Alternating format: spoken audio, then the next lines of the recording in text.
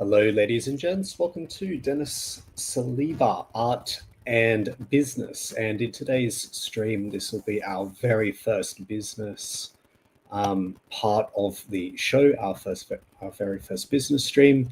It is very hot in Australia right now. Believe it or not, it's summertime here. Our summertime is in December. And the purpose of these videos and streams are to talk about business, consulting stuff, and this is a pilot project which is meant to help me become more familiar with business concepts and the economy, as I am a postgraduate accounting student at CQU University. On top of that, I'm also an MBA student at UNSW.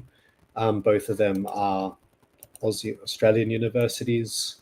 And in today's video, I'm going to be talking about the economic complexity index, which is a very important part of financial planning and planning for costs and things. Right, so our very first site comes from Investopedia. This is a really good economics site. I use this to look up economics terms and conditions and various business concepts and business ideas. This is Investopedia, and this is by James Chen and reviewed by Robert C. Kelly.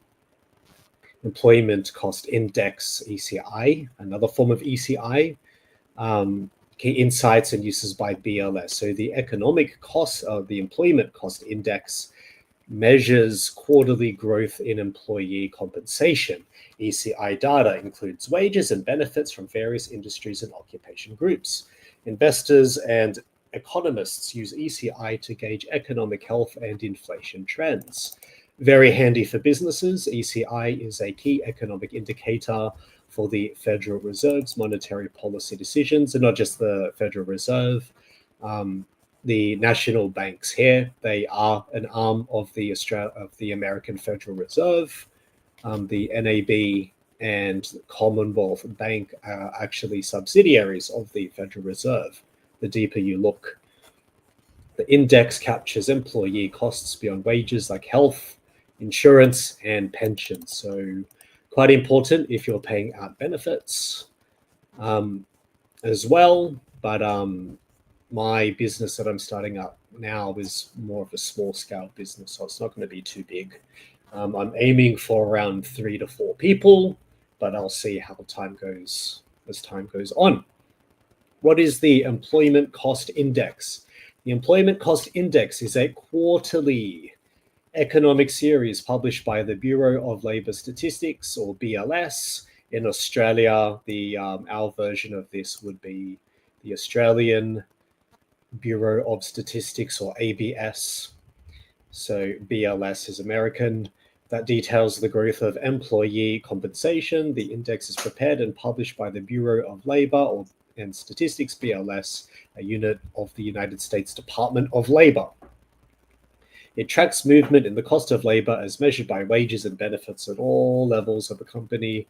The latest data comes from June 2023 and is broken down by industry group, occupation, union, and non-union workers. The data is compiled through separate surveys of non-farm businesses. That's quite an important metric.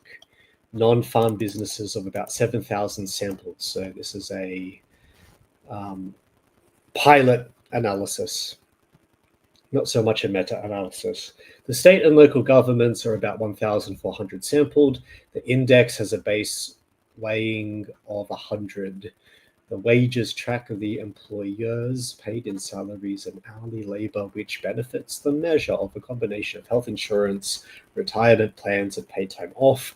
Employees typically see their paychecks broken down into these two parts, with a lion's share of the payment coming from wages. Employers use the index to evaluate the labor market and the amount of raises they can dole out each quarter. How the Employment Cost Index works, or ECI. The Employment Cost Index essentially measures the change in total employee compensation in each quarter. It is based on a survey of employer payrolls conducted by the Bureau of Labor Statistics in the final month of each quarter. The idea is that wage pressure increases in lockstep with inflation because compensation tends to increase for companies like hike prices for consumers, of course, because these costs can only be readjusted from the costs of the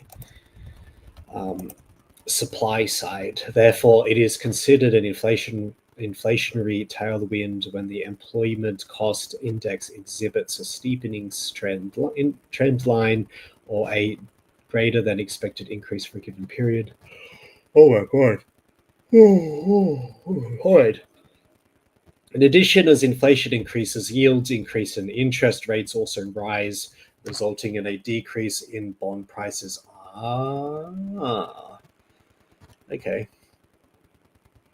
Economists use the index to increase the change in labor costs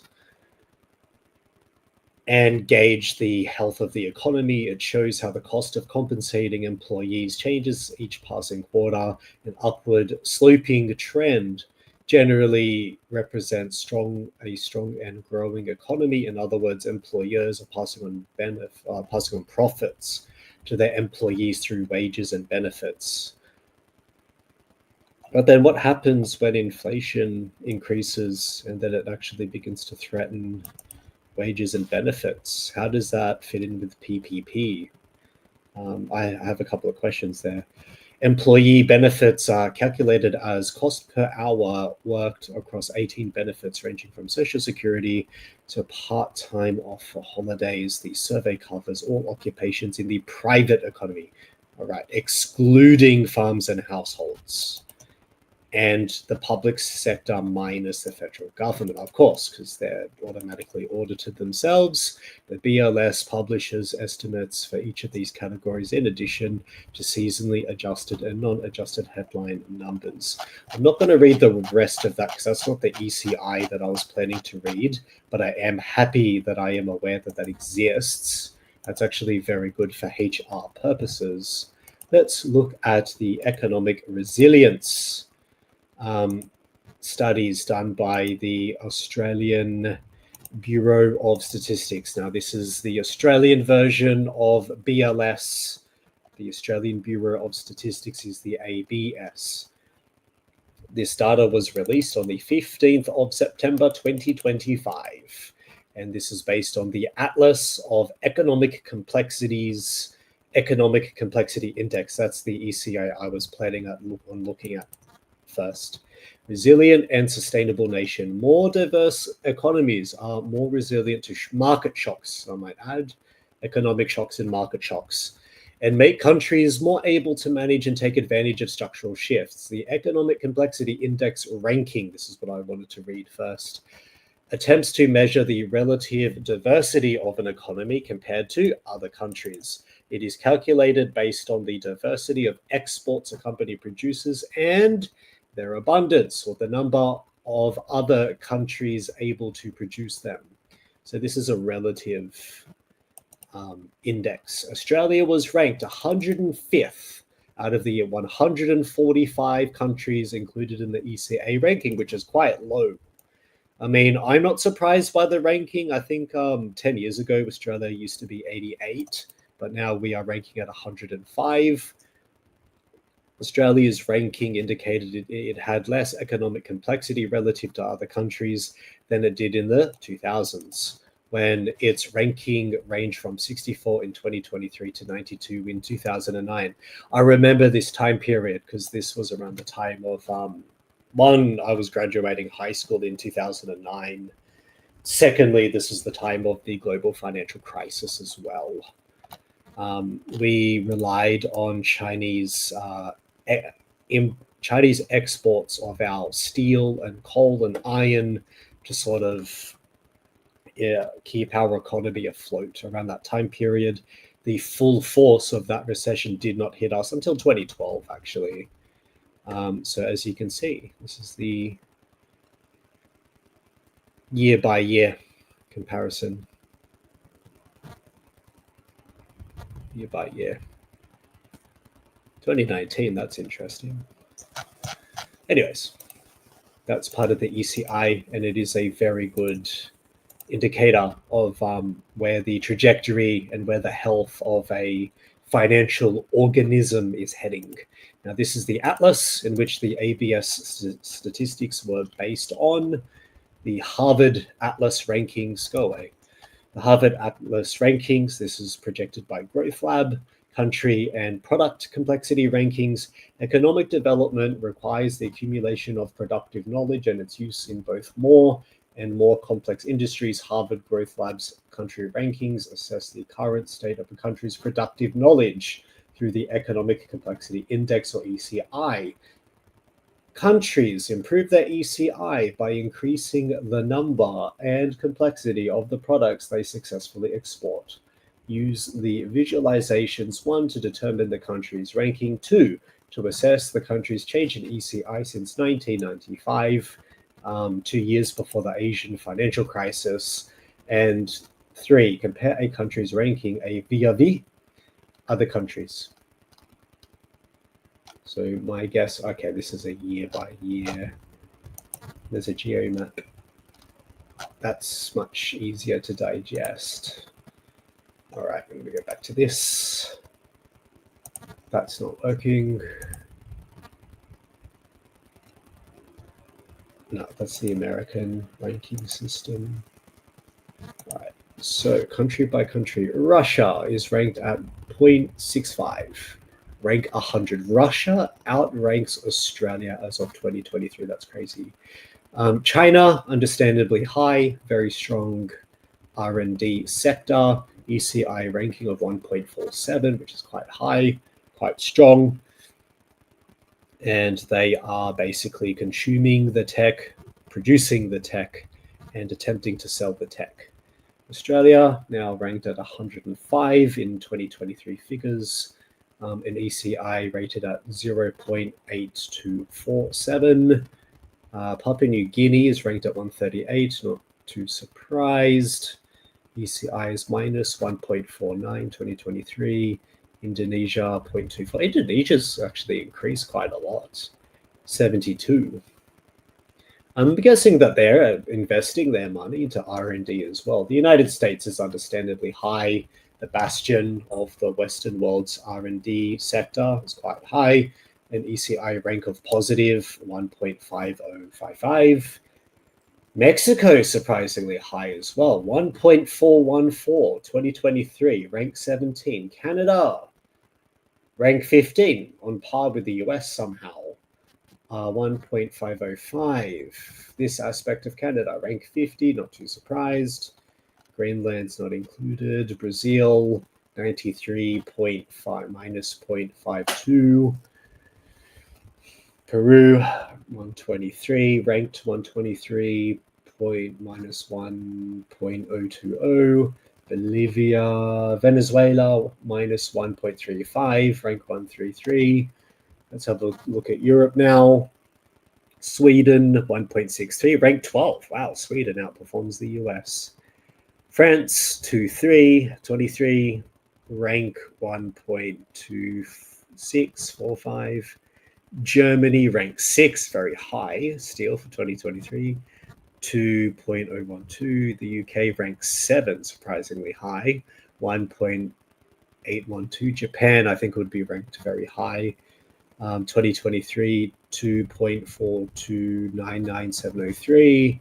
Taiwan, ranked 4th. That's probably because of TMC and the semiconductor industry there. 2.244. Is that Mongolia? 139, minus 1.588, probably because it's not a very strong tech sector economy. It's a very strong agricultural economy there. Kazakhstan, 89, surprisingly high for Kazakhstan. Not going to lie. Turkey, 42. Italy, 19, 1.402. Finland, 18, 2023, 1.4066. Very interesting. Very interesting. I'm not going to do that over time. Let's look at the visual graphs, and then I'll stop the stream there. And then we will move on to an art stream, possibly tomorrow. I'm going to be looking at an art stream, see how we go. This big news for this channel, by the way, I had my first meeting with a client this week. The meeting went very well. The meeting went really well. And he's looking at prospective investments into the Australian economy. He's a guy from India, and he wants to implement an SEO optimization business. And I'm going to help him with the marketing aspect of that. So this art studio is expanding into other fields. This is the 2023 ECI rankings based on, let's look at trade first. Japan is still number 1. Chinese Taipei is number 2. Switzerland is number 3. South Korea number 4. Germany number 5. Hungary number 13. That's surprisingly high. United States 11. United Kingdom 12. Austria 9. Sweden 8. Singapore 7. Germany 5. Israel 20. Quite a strong and robust tech sector there. I'm guessing that's domestic sales, and international sales will be from group to group. Trade to trade. Okay. Trade to technology. Interesting. Trade to trade. Trade to research. Australia ranks very high with research. That's interesting. Let's look at research. Okay, same rankings. Research compared to technology. Poland 20th, Denmark 19th, Russia 17th, Belgium 15th, United Kingdom 14th, Australia 12th, Brazil 12th, Canada 11th, Switzerland 10th, Spain 9th, Turkey 8th, France 7th, Norway 6th, Italy 5th, Finland 4th, Austria 3rd, Germany 2nd, Sweden 1st. The United States is not even within the top 20 there. Okay, so that's 2021. 2023 rankings, no data. 2022, no data. 2021 is the latest data we have for tech. And for trade, the United States is in the top 10. Sweden is 9th. Germany 5th. Japan, that doesn't really surprise me too much. South Korea's trade index ranking has gone up as well. Interesting how that works. Very interesting. All right, that's it for today's business stream. I will try to create some art streams in the future. I've just been cleaning my office because I've been sending out a lot of logistics into my new office in Sydney. I have a new office, a new job. I'm back on a Monday to Friday schedule, so you're not going to see me as much. But I figured I'll show this channel some more love. And when the time is right, I will hopefully be moving into Sydney, which will be great. All right, bye for now, everyone. Take care, and remember, keep creating art for art's sake.